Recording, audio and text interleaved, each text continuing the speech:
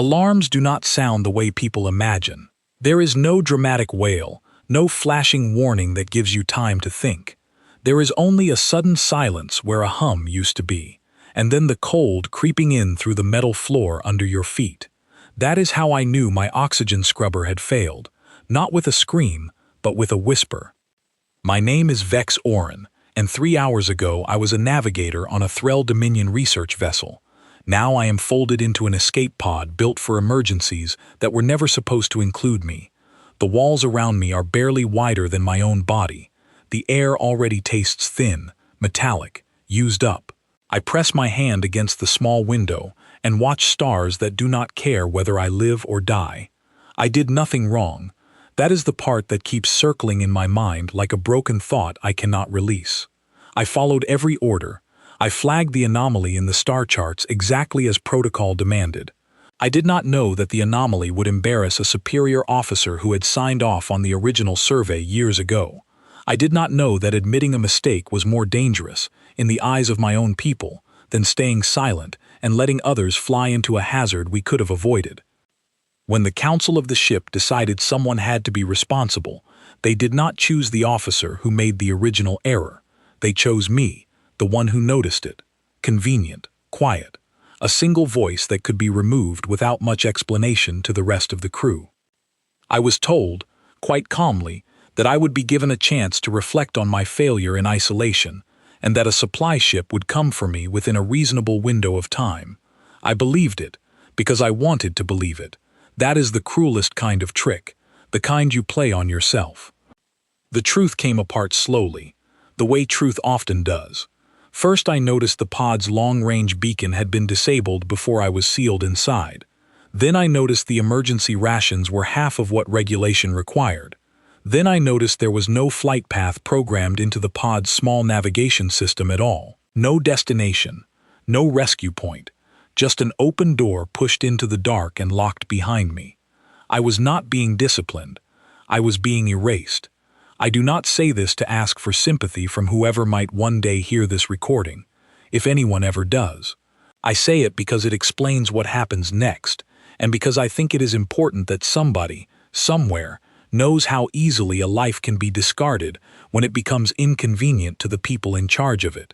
The pod drifts. There is no engine worth the name, only small directional thrusters meant for final docking maneuvers, not for crossing open space.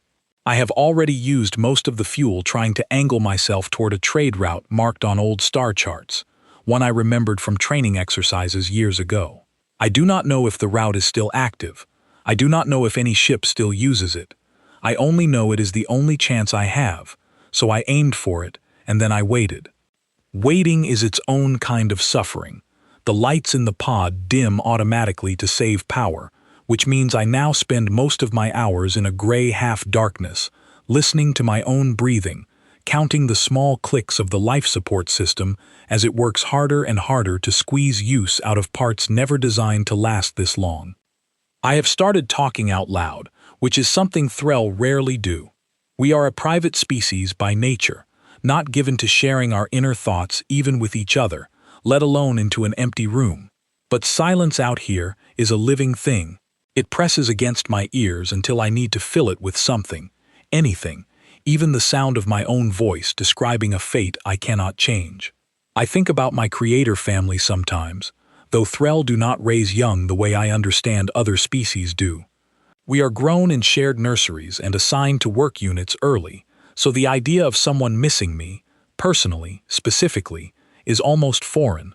There is no one waiting for me to come home. There is no one who will ask why I never arrived. That thought used to comfort me, in a strange way, because it meant no one would grieve. Now, drifting here with a failing scrubber and half rations, it feels like the loneliest thought I have ever had. The scrubber alarm blinks red without sound, a visual-only warning, since apparently even the manufacturers assumed no one would be awake long enough to hear a noise. I run the diagnostic again, though I already know what it will say. The chemical filter that pulls the poison from my exhaled breath is almost spent. I have perhaps 30 more hours before the air in this small metal shell becomes unbreathable. 30 hours. I have done the math more times than is useful. It will not change no matter how many times I calculate it. I decide, in that strange calm that sometimes comes right before despair, to record a message. Not for rescue. I have stopped believing in rescue. I record it because some old instinct insists that a life should leave some mark behind, even a small one, even one that drifts forever unheard through open space. I begin speaking into the pod's short-range transmitter, the only working communication device left to me, its range so limited it could probably not reach a ship even if one sat just beyond visual distance. I describe who I am. I describe what happened. I describe as clearly as I can the coordinates where my body will eventually be found, if anyone ever bothers to look. Halfway through recording, something changes. A small green light on the transmitter panel, one I had assumed was permanently dead, flickers once. Then again, I stop talking and stare at it the way you might stare at an animal you were sure was extinct. I press the diagnostic key with more urgency than I have felt in hours. The short-range beacon, the one I thought could never reach anything, is picking up an external signal. Not sending one, receiving one. Something out there is close enough and strong enough to bleed through even my crippled equipment. My hands, four-fingered and thin compared to what I will later learn is the human standard, begin to shake. I tell myself it could be debris. It could be an old, dead satellite drifting on its own dead orbit, broadcasting nothing but static from a war that ended before I was grown. It could be nothing at all, my exhausted mind inventing hope out of thin, poisoned air. But the signal holds steady. It does not flicker like debris would. It pulses with a rhythm too even, too intentional, to be an accident of physics. Something is out there, something alive, or at least something built by hands that were once alive, moving through this empty stretch of space at the exact moment my own life was running out of time to matter. I switch the transmitter from receive to broadcast, my thin fingers fumbling against controls built for a body more coordinated than mine currently is. My voice comes out rough, cracked from the thin air, when I finally speak into it. I do not know what species built the ship producing that signal. I do not know if they will answer, or if they even understand distress calls the way my own people are trained to recognize them. For all I know, whoever or whatever is out there could be worse than the empire that abandoned me. Space is not kind to strangers. My own culture taught me that lesson from the moment I was grown, warning us constantly about the dangers waiting beyond every safe border, about species so violent or unpredictable that first contact protocols existed mainly to protect us from them, not to welcome them. Still, I send the signal, because the alternative is 30 more hours of silence and then none at all. I give my location. I give a simple description of my condition, keeping my voice as steady as the shaking in my chest allows. I do not know what language, if any, will translate correctly. I do not know if this signal will even reach whatever is producing that steady, pulsing return. I only know that it is the last real choice I have left to make, and I am not ready, not yet, to stop making choices. The transmitter light blinks once more as the message goes out, swallowed instantly by the dark. Then there is nothing to do but wait, watching the small display for any flicker of response, listening to my own breath grow thinner with every passing minute, wondering if the last thing I ever do will be speaking into an empty universe that never bothers to answer back. The reply comes faster than I expect, which frightens me almost as much as the silence did. A burst of data hits my receiver, garbled at first, my translation systems struggling to make sense of a language pattern they have never encountered before. I watch the screen fill with broken symbols, half-formed words, static bleeding through actual structure. Then, piece by piece, the translation program locks onto a pattern, and words begin to form. This is the vessel Kestrel. We are receiving your distress signal. Please confirm your status. I stare at those words longer than I should, given how little air I have left to waste on hesitation. My translation database cross-references the signal origin and returns a single classification that makes my chest tighten with something close to dread. Human. I have heard of humans the way most Threll have heard of them, which is to say through rumor, through cautionary briefings, through the kind of stories told to young recruits to keep them alert and afraid. Humans, we were taught, are an unpredictable species, aggressive by nature, prone to violence when threatened, quick to anger, technologically behind most of the galactic community, yet somehow still feared by species who should have every advantage over them. There were reports, unverified but widely repeated, of humans surviving conditions that should have killed them, of human ships ignoring diplomatic boundaries, of human crews acting with a kind of reckless disregard for danger that other species found deeply unsettling. I do not know if any of that is true. I have never met one. I have never wanted to. And now one of their ships sits somewhere near my failing pod, having answered a distress call meant for anyone but them. My first instinct, born from years of quiet institutional fear, is to stay silent, to let the moment pass, to take my chances with the 30 hours of air I have left, rather than risk whatever a human crew might do with a helpless, drifting stranger from a species they have likely never encountered either. But 30 hours is not actually 30 hours anymore. It is closer to 20 now, and shrinking every time I breathe. I press the response key before I can talk myself out of it. I am Vex Orin, of the Threll Dominion. My vessel abandoned me. My life support is failing. I do not have long.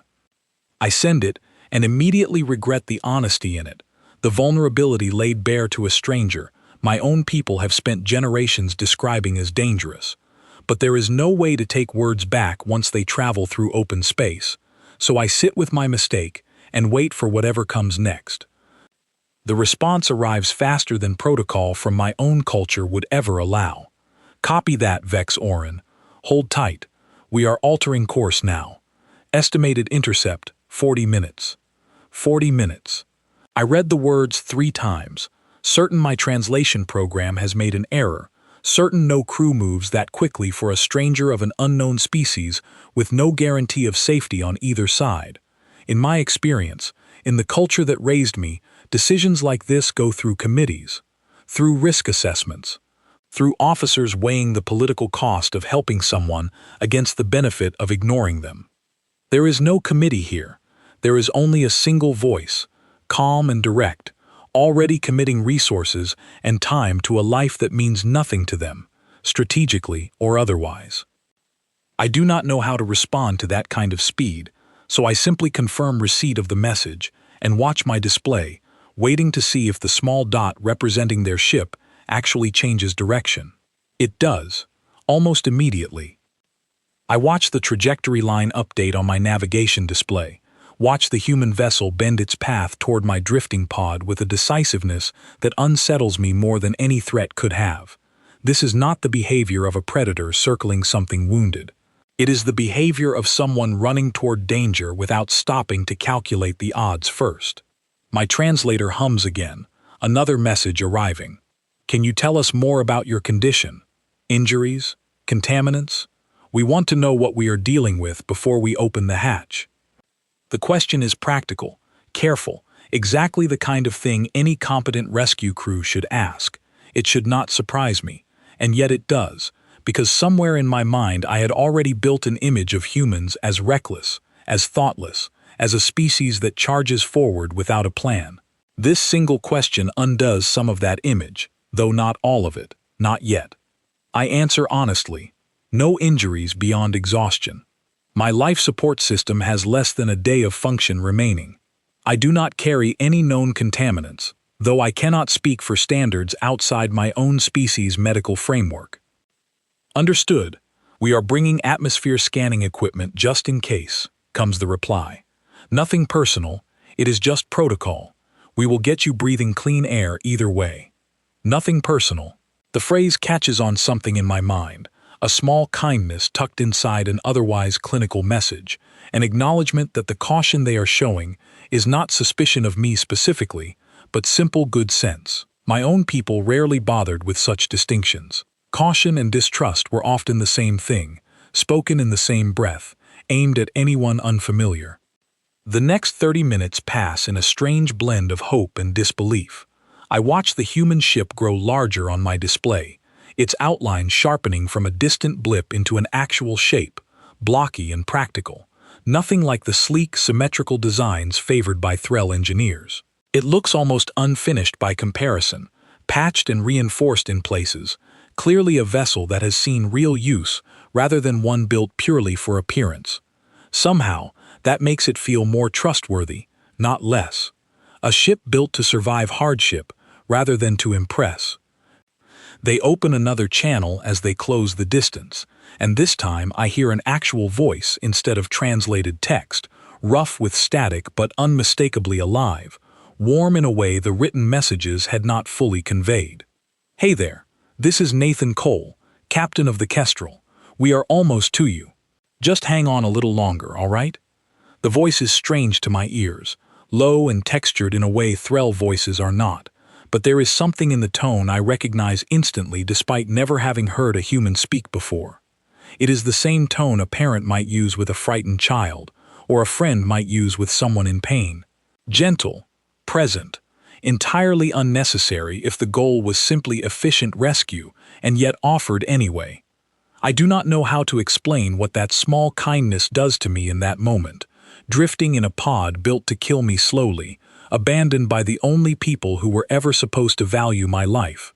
A stranger, a species my entire culture warned me to fear, speaks to me like I already matter, before he has even seen my face. I manage a response, my voice thinner than I would like. "This is Vex Orin. Thank you for answering." "Of course we answered," Cole says, and there is something almost puzzled in his tone, as if the alternative had never occurred to him as an option. Nobody just leaves a distress call unanswered. That is not how this works. That is exactly how it works, I think, remembering the silence my own people offered me instead of rescue. But I do not say that out loud, not yet. I only watch the human ship close the final distance, its shape now filling most of my small window, running lights blinking along its hull in a rhythm that almost looks like breathing. A docking clamp extends from the human vessel, magnetic locks engaging with a heavy clunk that vibrates through my pod's thin walls. I brace myself, unsure what to expect on the other side of that connection, unsure whether the voice I just heard belongs to the same species my briefings warned me about, or whether that voice was simply a mask over something more dangerous waiting to reveal itself once the hatch opens. "Hang tight," Cole says again through the comm. "We are coming in." I press myself against the far wall of the pod, every instinct honed by years of cautious Threll conditioning telling me to prepare for the worst, to expect betrayal dressed as kindness, because that is the only kind of kindness my own people ever showed each other in positions of power. The outer hatch hisses, releasing built-up pressure, and slowly, achingly slowly to my strained senses, begins to open. Light spills in first, brighter and warmer in tone than the pale blue lighting favored by Threll vessels. Then shapes, tall, upright figures moving with quick, practical motions, wearing suits marked with patches and insignia I do not recognize, faces mostly hidden behind protective visors. One of them steps through first, ducking slightly to fit through the narrow hatchway, and raises a gloved hand in a gesture I somehow understand instinctively as non-threatening, palm open, fingers spread. "Easy now," comes a voice, different from Cole's, lighter, clearly belonging to someone else entirely. "We are not here to hurt you. We are here to get you out." I do not move at first, my body frozen between the desperate need for rescue and the deep, trained caution of a lifetime spent believing help never comes without a hidden price. But the air in the pod grows thinner with every passing second, and whatever choice I have left is narrowing quickly into only one option worth taking. I push myself forward, toward the open hatch, toward the strange bright light and the strangers waiting on the other side, and step, for the first time, into the unknown company of humans. The moment I cross the threshold, gravity shifts strangely under me, a small artificial field pulling my body downward with a force slightly different from what I am used to, enough to make my legs wobble as I take my first steps aboard the Kestrel. A hand catches my arm before I fall, steady and firm despite the strange, thick gloves covering it. "Got you," says the same light voice from before, and I turn to see a woman pulling back her visor, revealing a face flushed from exertion, hair pulled back tight, eyes sharp with focus rather than fear. Easy there. First time on a ship with real gravity plating? I do not fully understand the question, still adjusting to the pull beneath my feet, but I manage a small nod, unsure if the gesture translates the same way among humans as it does among my own kind. It seems to, because she smiles slightly and keeps a light hand on my arm as she guides me forward. "I am Ellie Marsh, ship's medic," she says.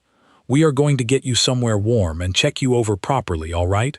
You are safe here. You are safe here."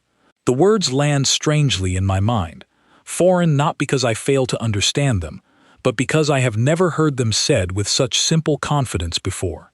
Safety, in my experience, was always conditional, always temporary, always something granted by those in power and revoked the moment it became inconvenient. Ellie says the words as if they are simply fact, nothing more complicated than stating the ship's current temperature. Cole meets us as we move deeper into the vessel, a broad-shouldered man with tired eyes and an easy posture that suggests confidence without arrogance. He studies me for a moment, not with suspicion, but with open curiosity, the way someone might look at something remarkable rather than something threatening. "Well," he says, "you are a first for us.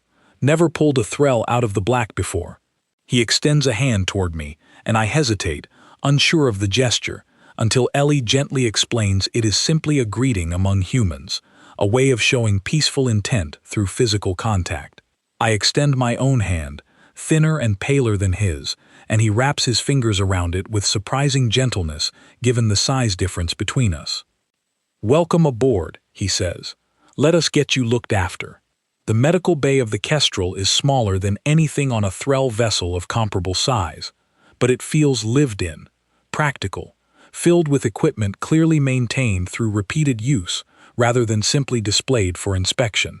Ellie guides me onto a reclined chair and begins running scanners over my body, murmuring quietly to herself as data scrolls across a nearby screen, numbers and shapes I cannot fully interpret, but which seem to reassure her the longer she studies them. "Vitals are stressed but stable," she says, mostly to herself, then glances up at me. "You are lucky. Another few hours and this would have gone very differently." "I know," I say quietly. "I had accepted that outcome before your ship answered." She pauses at that, her expression shifting into something quieter, more thoughtful. "That must have been a hard thing to accept," she says, not as a question, simply as an acknowledgement. I do not know how to respond to that kind of direct empathy, so I say nothing, and she does not push for more, simply returning to her scans with the same steady focus as before. A third crew member joins us partway through the examination, a younger man introduced as Ryan Voss, who carries a tray of unfamiliar food and drink with an easy grin that seems permanently fixed to his face. "Figured you might want something in your system," he says, setting the tray down nearby. "Nothing fancy, just enough to get some strength back." I study the offered food carefully, uncertain whether Thrall biology can safely process it, and Ryan seems to read the hesitation immediately. "Oh, right, sorry," he says, laughing lightly at himself. "Ellie already ran your biochemical profile through the system. This stuff is safe for you, I promise, unless you have some weird allergy nobody has ever heard of, in which case, well, that would be a new one for the books." His easy humor, delivered without malice, without any attempt to belittle my situation, catches me off guard. In my experience, moments of vulnerability were rarely met with lightness. They were met with silence, or worse, with quiet calculations about how that vulnerability might be used later. Ryan's humor carries none of that weight. It simply exists to make me feel less like a burden and more like a guest. I eat carefully, finding the texture strange but not unpleasant, and slowly, as the food settles and the scanners confirm my condition is stabilizing, I begin to notice details about my surroundings that had escaped me in the initial rush of rescue.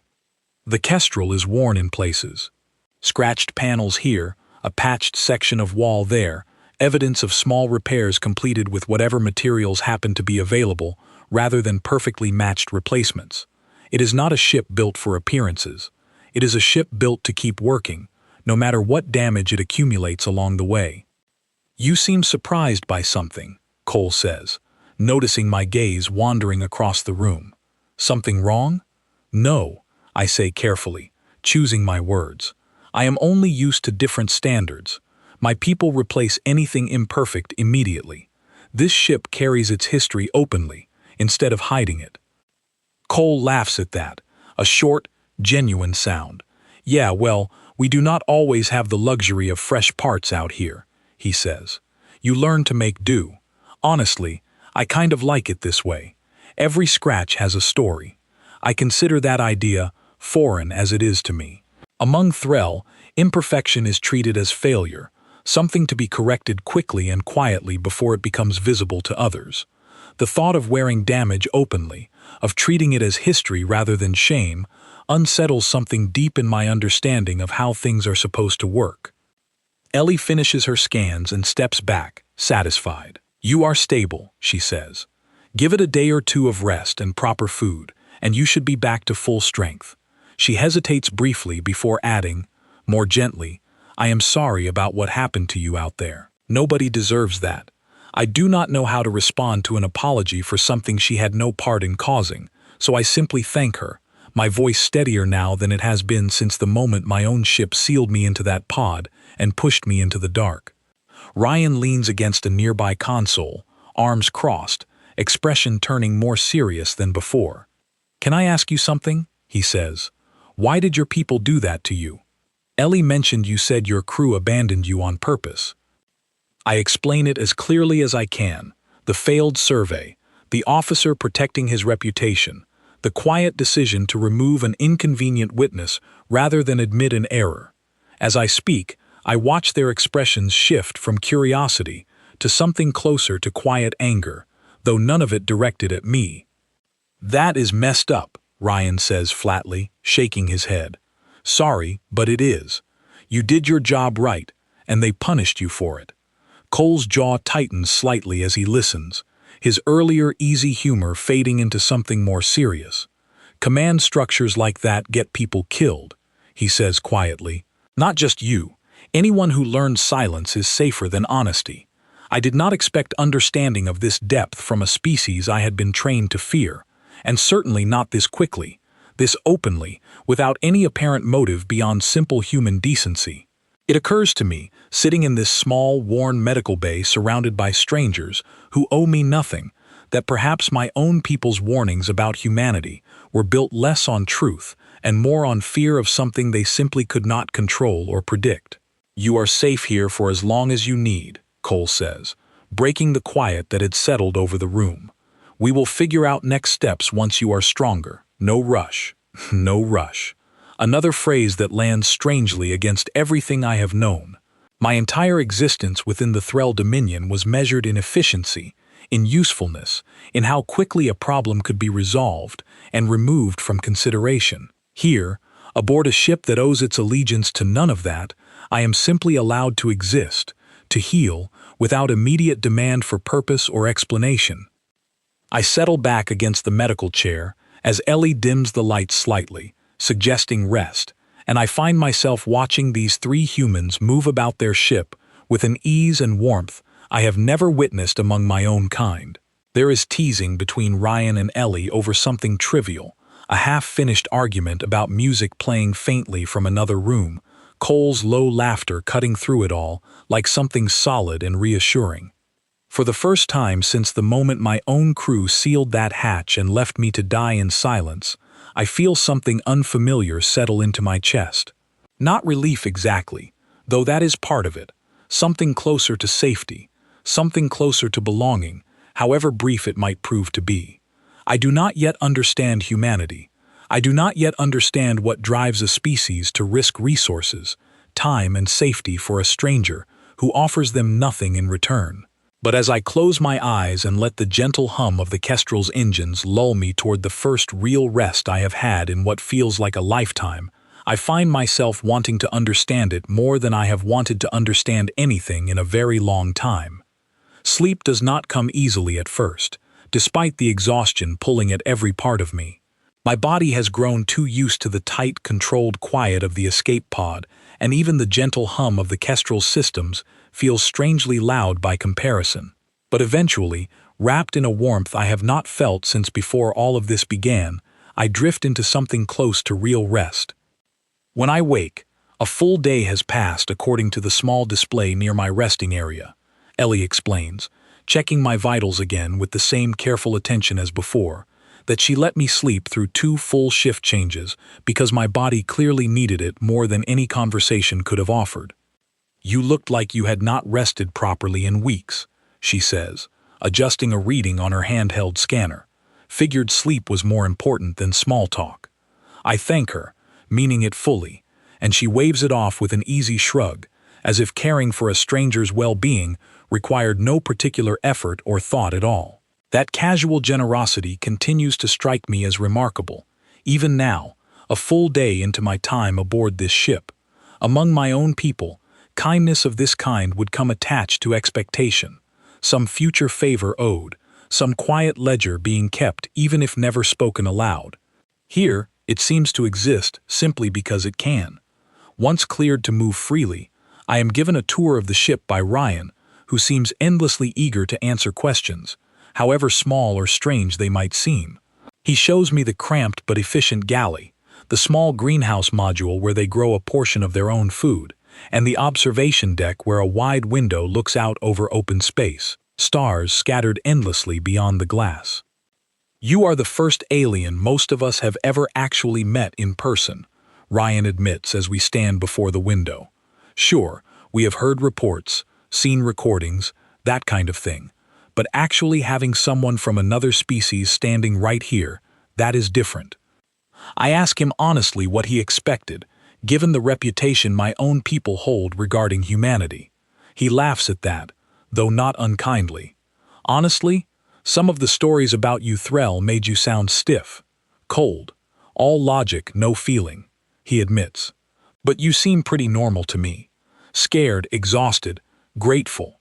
Just like anyone would be after what you went through." Perhaps it is that observation, spoken so simply, so without judgment, that begins to shift something in my understanding. I had spent my entire life believing emotion and logic existed in opposition, that showing vulnerability meant weakness, that my own people's cold efficiency was proof of superiority over species who allowed themselves to feel things openly. Yet here, aboard a ship built and run by people who feel everything openly, I have witnessed nothing but competence, care, and quiet strength. Over the following days, I begin asking more questions, driven by a curiosity I do not fully recognize in myself. Cole, during a rare quiet moment on the observation deck, shares stories about humanity's own history, tales of rescue efforts undertaken at great personal risk, ordinary people running toward disaster rather than away from it, driven by nothing more than the simple, unshakable belief that another life mattered enough to risk their own. "We have always been like that," he says, staring out at the stars, "long before we ever left our own world. Doesn't matter if it makes sense on paper. If someone needs help, most of us cannot just walk away. Something in us will not allow it." I ask him if that instinct ever puts humanity at a disadvantage, given how often such choices seem to defy strict logic or self-interest. He considers the question seriously before answering. "Maybe," he admits. "We have lost people because of it. Risked ships, resources, time, all for someone who might not have made it anyway. But I think if we ever stopped doing that, stopped caring enough to try, we would lose something a lot more important than resources." He shrugs slightly, meeting my eyes with quiet conviction. "Guess that is just who we are." I begin to understand, slowly and with growing clarity, why other species across the wider galaxy speak of humanity with a mixture of confusion and unease. It is not because humans are inherently more dangerous or unpredictable in the way my own briefing suggested. It is because humanity operates on a principle so foreign to most galactic cultures that it appears almost incomprehensible from the outside. Compassion, freely given, without calculation of cost or benefit, becomes a kind of strength no purely logical framework can properly anticipate or counter. An empire built entirely on cold efficiency, like my own, can predict and exploit an enemy motivated purely by self-interest. But an enemy, or an ally motivated by something as unpredictable and deeply rooted as human compassion becomes far harder to model, far harder to manipulate, because their choices are not always driven by strategic advantage. Ellie, during one of our longer conversations in the medical bay, puts it more simply than Cole's philosophical framing. "We just cannot leave people behind," she says, checking a reading on her console without looking up. "Doesn't matter where they are from. Doesn't matter if it costs us something. If we can help, we help. Simple as that." I ask her if this instinct ever gets exploited by those who understand it, wondering if such open-hearted generosity leaves humanity vulnerable to manipulation by more calculating species. "Sometimes," she admits. "But you know what? I would rather live like that and get taken advantage of once in a while than become the kind of people who calculate a life's worth before deciding whether it is worth saving. That is not the kind of person I want to be, not the kind of species I want us to be either." Her words settle into me with a weight I had not expected, reshaping something fundamental in how I understand strength itself. Among my own people, strength was always measured in efficiency, in cold calculation, in the ability to remove weakness before it became a liability. Humanity measures strength differently, in the willingness to remain vulnerable, to risk cost without guarantee of benefit, simply because the alternative, a world where compassion is rationed only to those who can repay it, is one they refuse to accept. I begin to see the crew of the Kestrel not as a collection of individuals bound only by duty or contract, but as something closer to what my own people might call a nurture unit, though far warmer and far more voluntary than anything my culture ever produced. Ryan teases Ellie constantly, and she returns his humor with sharp wit of her own, yet beneath the banter lies clear, unshakable trust between them. Cole holds authority over the ship, yet rarely exercises it as command, more often simply as guidance offered from someone who has earned respect through actions rather than rank. One evening, gathered informally in the small galley over a shared meal, Ryan asks me directly what my own people would have done, faced with a distress signal from an unknown, potentially dangerous species drifting helpless in open space. I answer honestly, because I have come to trust these people enough to offer honesty freely, without calculation of consequence. My people would have run a full risk assessment first, I explain. They would weigh potential threat against potential benefit. If the calculated risk outweighed the potential value of rescue, protocol would dictate ignoring the signal entirely. Ryan's expression sobers slightly at that, though he does not seem surprised. And if the risk was low, but there was still no clear benefit, he asks. Then it would depend on available resources at the time, I admit. Rescue without clear benefit is rarely prioritized. Cole, sitting quietly at the head of the table, speaks up then, his voice calm but firm. "That is the difference right there," he says. "We didn't run a cost-benefit analysis on you, Vex. We heard someone needed help, and we came. That is it. That is the whole decision process." I sit with that simplicity for a long moment, turning it over in my mind like something precious and unfamiliar. An entire species, apparently, operating on a principle so basic, so immediate, that it bypasses the elaborate calculations my own culture considers essential to survival. And yet, somehow, this simplicity has not led to humanity's downfall. If anything, judging by the quiet strength and resourcefulness I have witnessed aboard this ship, it appears to have made them formidable in ways more calculating species consistently underestimate. I think of the propaganda my own people spread about humanity, warnings about their supposed recklessness, their unpredictable aggression, their unsuitability as reliable allies within any structured galactic framework. I begin to wonder now if those warnings were never truly about danger at all, but about fear, a deep, uneasy fear that a species driven by compassion rather than calculation cannot be reliably controlled, manipulated, or predicted by empires built entirely on cold, self-serving logic. That fear, I realize, might be the truest measure of humanity's actual strength. Not their weapons, not their technology, both of which remain modest compared to many galactic powers. Their strength lies in something far harder to counter, an unwavering willingness to act with compassion even when logic argues against it, a refusal to abandon those in need simply because helping carries no guaranteed reward.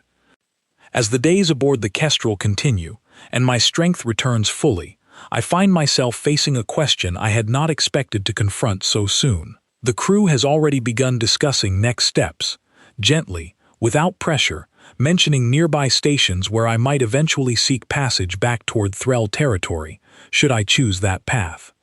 But the thought of returning to the empire that discarded me so easily, that valued silence over honesty, efficiency over compassion, sits uneasily in my chest. I have witnessed, in these few short days, an entirely different way of existing among others, one built not on calculated usefulness, but on simple, unwavering care. I do not yet know what choice I will make, but for the first time since my own ship sealed that hatch and left me adrift in the silence of open space, I find myself imagining a future shaped not by fear of abandonment, but by the possibility of belonging somewhere new entirely. Cole finds me on the observation deck late one evening.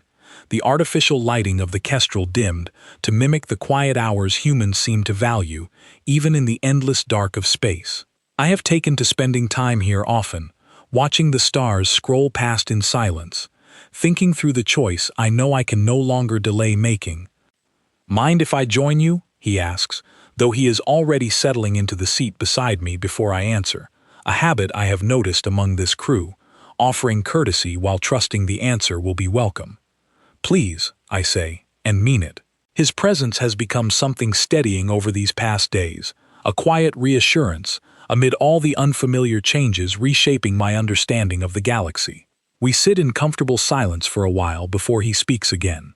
"Heard you have been thinking hard about where you want to go from here," he says, not pushing, simply opening a door for me to walk through if I choose. I have, I admit. My own empire discarded me the moment I became inconvenient. I do not know if I want to return to a place that valued my silence over my honesty, my usefulness over my life. Cole nods slowly, considering this. "Nobody would blame you for staying away," he says. "But I have to ask, since I imagine it is weighing on you, what would staying away actually mean for you? Would you be safe, recognized, or would you just be drifting again, only this time without a pod?" His question cuts directly to the heart of what I have been avoiding confronting. The truth is, I have no home to return to beyond the empire that abandoned me, no family structure waiting to welcome me back, no place within Threll society that has not already marked me as expendable. Returning would mean walking back into the same cold calculation that nearly ended my life. Staying away, without a clear path forward, risks trading one kind of abandonment for another. I do not know, I admit honestly. I only know I do not wish to return to what I left behind. Cole is quiet for a moment, then speaks carefully, choosing his words with the same deliberate honesty he has shown since the moment his voice first crackled through my failing transmitter. "What if you did not have to choose between those two options?" he asks. "What if there was a third path?" I look at him, uncertain what he means, and he continues, his tone steady and sincere. "We are heading toward a station within human territory once we finish our current run," he explains. "It is not perfect. It is not some grand solution. But it is a place where people from different backgrounds, different species even, sometimes find a way to build something new. Nobody there is going to judge you based on whatever reputation your empire built about your kind. They will judge you based on who you actually are." The idea settles into me slowly, unfamiliar but not unwelcome, a place built not on inherited hierarchy or predetermined usefulness, but on the simple, unpredictable variety of individuals choosing to exist alongside one another despite their differences. Would they accept someone like me? I ask, uncertain, an outsider from a species most of the galaxy considers cold, calculating, even threatening in our own way. Cole smiles slightly at that. "Vex," he says, "we pulled a stranger out of a dying pod without knowing a single thing about you, other than the fact that you needed help.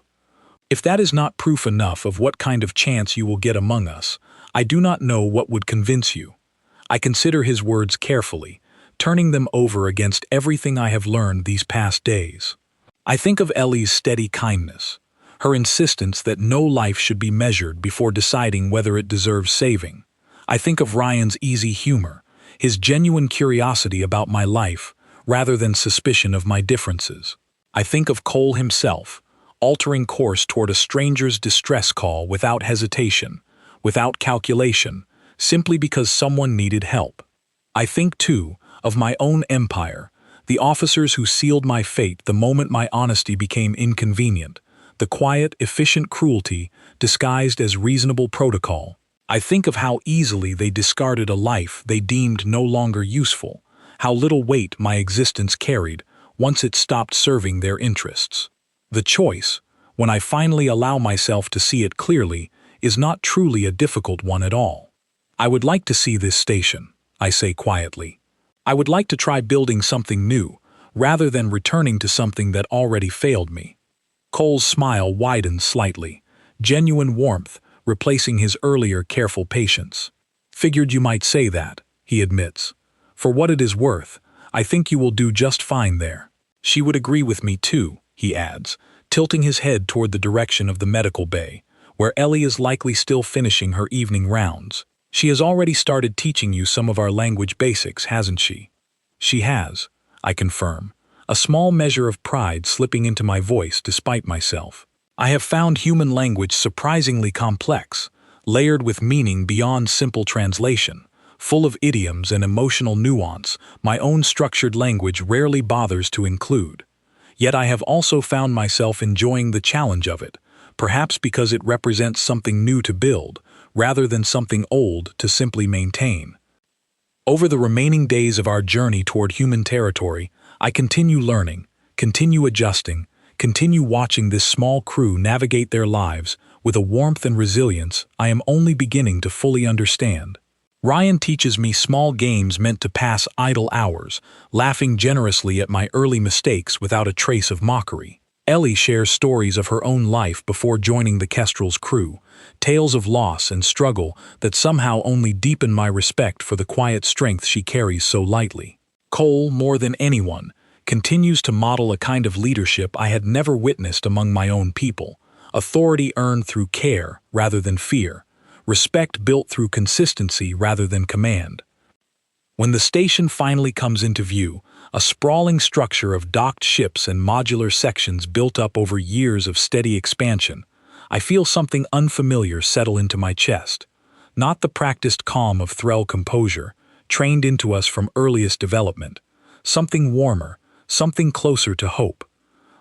Cole walks with me toward the docking bay as the Kestrel prepares to release me into this new, uncertain chapter of my existence. This is not goodbye, he says firmly, noticing my hesitation as we approach the airlock. We will be back through here plenty of times. You are not losing us. You are just gaining a lot more besides.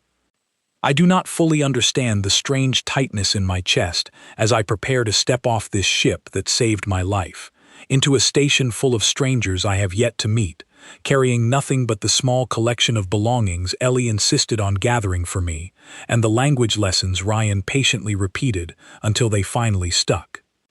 But as I take my first steps onto the station, greeted almost immediately by a station official who studies my unfamiliar features with open curiosity rather than suspicion, I understand, finally and completely, the truth my own people spent so many years failing to grasp about humanity. They are not dangerous because they are cruel or unpredictable in the way my empire's warnings suggested. They are dangerous, in the truest sense, because they refuse to abandon what logic alone would tell them to leave behind. Their strength lies not in weapons or calculated efficiency, but in an unwavering, almost defiant compassion that asks nothing in return before offering everything it has. I think of the empire that discarded me so easily, so coldly, convinced that efficiency and self-interest represent the only reliable foundation for survival. I think of how thoroughly they misjudged the very species they warned us to fear, mistaking humanity's open-hearted compassion for weakness, rather than recognizing it as the deep, unshakable strength it truly is. If there is one truth I carry forward from this experience, one lesson I hope might eventually reach others of my own kind who still believe the old warnings about humanity's supposed danger, it is this. Compassion offered freely, without calculation of cost or expectation of reward, does not represent vulnerability. It represents a strength so foreign to purely logical systems that it becomes nearly impossible to counter, predict, or defeat. My own empire built an entire structure of power around cold, calculated self-interest, and in doing so, created a system quick to discard anyone deemed inconvenient, myself included. Humanity, by contrast, built something far messier, far less predictable, and somehow, precisely because of that unpredictability, far more resilient than any purely logical framework could ever hope to achieve. I stand now at the threshold of an entirely new life, surrounded by strangers who owe me nothing, yet already treating me with a warmth I never once received from the empire that grew and trained me from birth. I do not know exactly what this new existence will hold. I do not know if I will ever fully belong among a species so different from my own in almost every visible way. But I know, with a certainty I never once felt during my years of quiet service within the Threll Dominion, that I have finally found something worth building a future around. Not efficiency, not calculated usefulness, something far simpler and far more powerful than anything my own people ever managed to create. I have found people who choose to care, simply because caring is who they are. And if that is the truth hiding at the center of humanity's supposed danger, then perhaps the galaxy's greatest empires have misjudged them more badly than any of us ever realized. Perhaps the quiet, unshakable compassion my own people once dismissed as weakness will one day prove to be the very thing that determines who survives and who does not, long after cold calculation has run its course and failed everyone who ever trusted it completely. I was abandoned to die in silence. A human ship broke that silence without hesitation, without calculation, without asking what I could offer in return.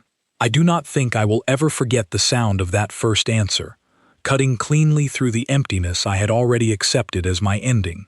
And I do not think the galaxy, mine included, has fully understood yet what that kind of answer truly means.